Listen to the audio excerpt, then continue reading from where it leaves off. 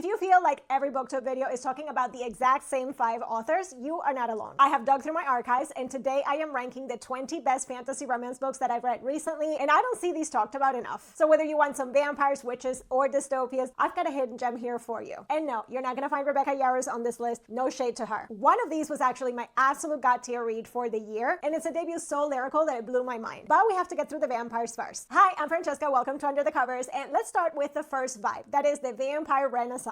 These are the books that brought the bite back, so if you missed the early 2000s vampire craze but wanted with adult spice, these are 4 picks that I think are essential for your TBR. By the way, in each of these vibes, I'm gonna rank them from low to high, but they're all good. First up in the number 4 spot for the vampires is Slaying the Vampire Conqueror by Carissa Broadbent. Now look, the heroine that comes in to kill the hero is a classic, maybe overused setup. There's a couple of those on this list, but don't scroll past this one, okay? The world building here is genuinely unique, and the intrigue and politics really kept me hooked with this one, despite the familiar trope. But in number 3, if you are a fan of Carissa Broadbent, you need to pick up A Bargain So Bloody by Vasilisa Drake. Now here we have a very naive witch heroine who is paired with a serious alpha vampire hero, and the plot here is that they break out of prison together, and then they have to stay together to complete a mission. Her mission is to kill him, yes. What makes this one stand out is the magic system. It's all based on cards, like you can put magic on the cards, which felt really, really fresh. It's a little bit dark, it's magical, especially if you really like those alpha heroes, but with a naive heroine. Okay, now for the spice lovers, listen up, because in the number 2 spot for vampires is The Serpent's Bride by Catherine Ann Kingsley.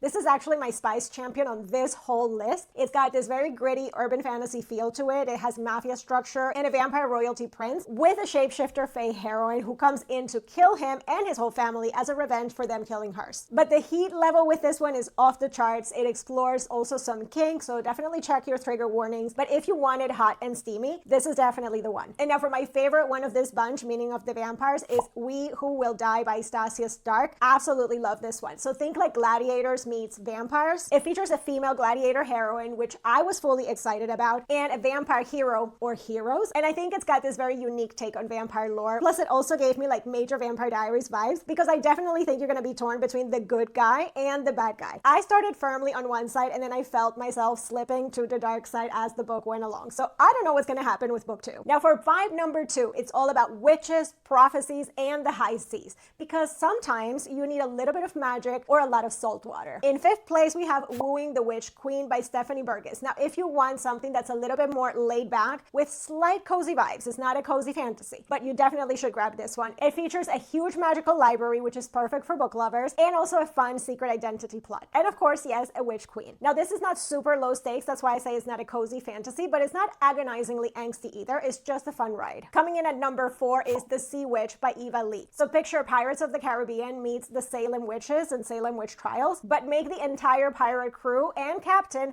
female. It is super badass, it's atmospheric, and it's perfect if you want that high seas adventure without the usual male-dominated pirate trope. At number 3 for this vibe is Enchantra by Kaylee Smith. Now listen, this was one of my most anticipated reads of the year. Did it live up to Phantasma? Sure. It didn't match it, it didn't beat it, it's just solid and good. It has a very similar Deadly Games and Trials vibe. It is just a fun ride. And yes, it features a very sexy shadow daddy for all of those that can't resist that. Coming in at number 2, we have Soul Gazer by Maggie Rapier. This felt very fresh for a fantasy romance. The Celtic mythology feels like it's used in a very unique way. And we have a pirate hero as well, who isn't just a caricature of a pirate, which I really appreciated. Now, the heroine is a bit naive, but it makes sense because there are things that have been hidden from her. It is definitely a slow burn, but the quest that they go on together on the high seas is just fantastic. Absolutely loved it. Now, the clear winner for this category and this vibe is The Night and the Moth by Rachel Gillick. Now, this story is just beautiful. The prose is alluring and lyrical, and for some reason, it really reminded me of Jocelyn and Phaedra from the Crucial's Legacy series by Jacqueline Carey. So if you want writing that just feels like a spell, this is definitely my top pick for this vibe. Moving on to vibe number 3 on this list, it's all about the shifters, dragons, and beasts, because you can't talk about fantasy without talking about the creatures. And I'm not just talking about the trendy ones. At number 4 on this list is Psycho Shifters by Jasmine Mass. So we're going into Academy here. It is a why choose romance, so be prepared for that.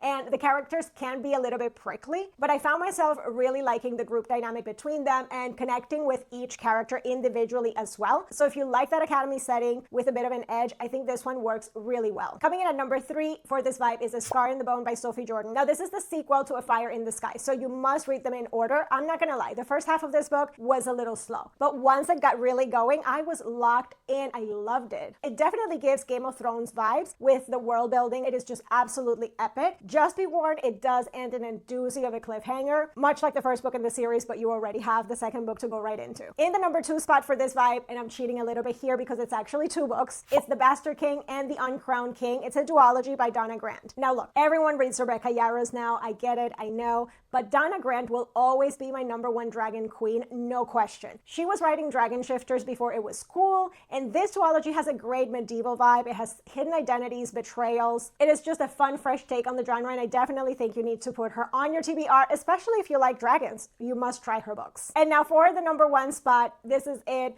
My actual number 1 favorite book on this entire list, not just for this vibe, is In the Veins of the Drowning by Kaylee Cassidy. This is a debut, but the writing is so lyrical, it doesn't feel like one. It's got a gothic atmosphere, a siren FMC who is morally gray herself, not a damsel in distress, although she may think herself to be one at times. And also it has a very unique angle on water magic. So I cannot wait to see her come into her power more in the next book. If you only read 1 book from this video, make it this one. Now for the next vibe, vibe number 4, we have Mythology and Mythic Retellings. So this is all about old stories with a new twist, and these 3 books took very familiar concepts and made them feel brand new. So at number 3 spot, we have The Great and Terrible by Gina Showalter. So we actually start in this book in the real world, then a tornado hits in Oklahoma, go figure, and we end up in Oz. It's kind of a Wizard of Oz retelling that leans into the stranger in a strange land vibe perfectly, and it's a great journey story. In second place, Kiss of the Selkie by Tassandra Odette. Now imagine like a reality TV dating show like The Bachelor, but with supernatural creatures. So our heroine is a Selkie in hiding who needs to kill the Bachelor with her deadly kiss because her evil mother is forcing her to. Except when she enters the competition, she ends up falling for him. Now the stakes in this one, yes, they're high, but the vibes are very cozy and cute, plus there's some high drama. But for my absolute favorite on this vibe is The Death Made Prince by Lisette Marshall. This is another one of those books where I'm gonna always be trying to push it on people because I loved it so much. This book also has fantastic OCD rep for the heroine. She is a rune witch and he's a necromancer. She's still in love with her dead ex and she wants the hero to bring him back to life.